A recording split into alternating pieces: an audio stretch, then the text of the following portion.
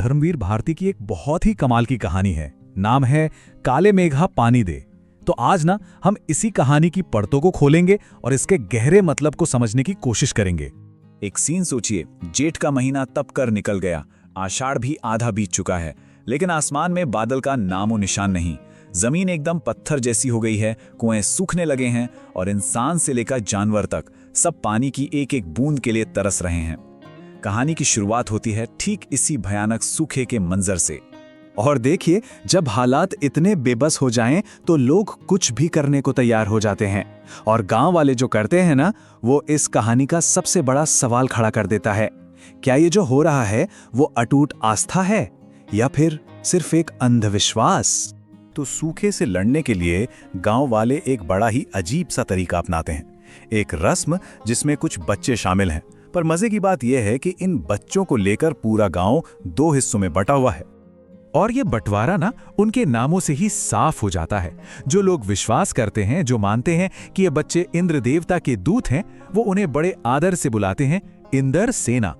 लेकिन जो लोग इसे ढकोसला समझते हैं, वो उनका मजाक उड़ाते हुए उन्हें कहते हैं मेंढक मंडली। देखिए, एक ही टोली पर नजरिए कितने अलग। तो आखिर ये रस्म है क्या? होता यह है कि करीब 10 से 18 साल के लड़के बदन पर सिर्फ एक लंगोटी और बोल गंगा मैया की जय का नारा लगाते हुए पूरी गली में घूमते हैं। और सबसे हैरान करने वाली बात, सोचिए, जहां पानी की इतनी किल्लत है, लोग घरों में बड़ी मुश्किल से सहेज कर रखा हुआ पानी बाल्टियां भर भर कर इन बच्चों के ऊपर डाल देते हैं और वो बच्चे उसी पानी और कीचड़ में लोट-पोट जाते हैं। अब ये जो गांव में चल रहा है ना, यही कहानी के अंदर एक बहुत बड़ी बहस को जन्म देता है। एक तरफ है तर्क यानी विज्ञान और दूसरी तरफ है विश्वास। और ये पूरी बहस हमें दो किरदारों के बीच की बातचीत से समझ आती है।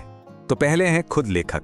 वो हर चीज को तर्क से तोलते हैं और उनके लिए ये पानी फेंकना एक अंधविश्वास है और कुछ नहीं।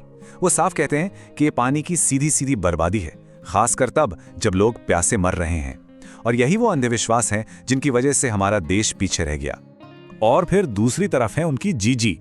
वो लेखक को बहुत मानती हैं, लेकिन इस मामले में उनकी सोच बिल्कुल अलग है। वो पूरी आस्था के साथ कहती हैं कि अरे ये बर्बादी नहीं है, ये तो अर्घ है, एक तरह का चढ़ावा। उनका तर्क बहुत सीधा है कि भाई अगर हम इंद्र देवता को कुछ देंगे ही नहीं तो उनसे कुछ पाने की उम्मीद कैसे कर सकते हैं। यहाँ पे ये समझना जरूरी है कि जीजी की बात सिर्फ एक अंधविश्वास नहीं है। नहीं, उनकी इस बात के पीछे एक बहुत गहरा फलसफा, एक दर्शन छिपा है, और वो है त्याग का दर्शन। तो क्या है ये त्याग का दर्शन?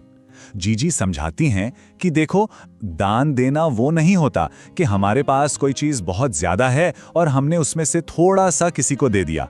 नहीं, असली त्याग, सच्चा दान तो वो है जब हम उस चीज को दें जिसकी कमी हमारे पास खुद भी हो।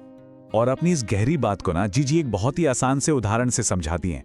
वो कहती हैं, किसान को देखो, उसे अगर 40 मन गेहूं चाहिए तो पहले वो 5-6 सेर अच्छा गेहूं जमीन में बोता है ना, वो त्याग करता है। इसी तरह हम ये जो थोड़ा सा पानी दे रहे हैं, ये असल में बारिश की फसल पाने के लिए पानी के बीज बो रहे हैं।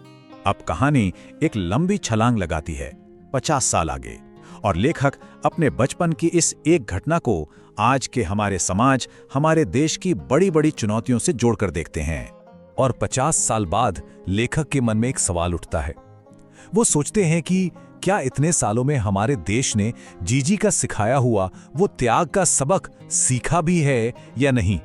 और वो देखते हैं कि चारों तरफ एक अजीब सी स्थिति है। मांगे सबकी बड़ी बड़ी हैं, अधिकार सबको चाहिए, पर जब बात कर्तव्य की आती है, त्याग की आती है, तो सब चुप हो जाते हैं। हम सब भ्रष्टाचार के खिलाफ बड़ी बड़ी बातें करते हैं, लेकिन क्या कभी हम अपने अंदर झांक कर देखते हैं? हालत यह है कि देश से चाहिए तो सब कुछ, पर देश को देने के नाम पर कुछ नहीं। और इसी सोच को लेखक एक बहुत ही चुभने वाली, एक दर्द भरी लाइन में समेट देते हैं। वो कहते हैं कि बादल आते हैं, पानी बरसता है, लेकिन गगरी फूटी की फूटी रहती है और बैल प्यासे के प्यासे रह जाते हैं। इस लाइन का मतलब बहुत गहरा है। इसका मतलब है कि योजनाएं तो बनती हैं, पैसा भी आता है, बादल तो घिरते हैं, पानी भी बरसता है, लेकिन वो गगरी यानी हमारा सिस्टम इतना भ्रष्ट हो चुका है कि वो पानी जरूरतमंद तक पहुंचता ही नहीं। बैल प्यासे के प्यासे ही रह जाते हैं। और यहीं आकर ये कहानी हमें एक बहुत बड़े सवाल के साथ अकेला छोड़ देती है। जीजी ने कहा था कि त्याग से ही फसल उगती है। अगर त्याग ही समृद्धि का बीज है, तो सवाल ये है कि आज हम सब मिलकर कौन से बीज बो रहे हैं। ये सवाल उस छोटे से गांव की गली से शुरू होकर आज हम सबके सामने एक आईने की तरह खड़ा है।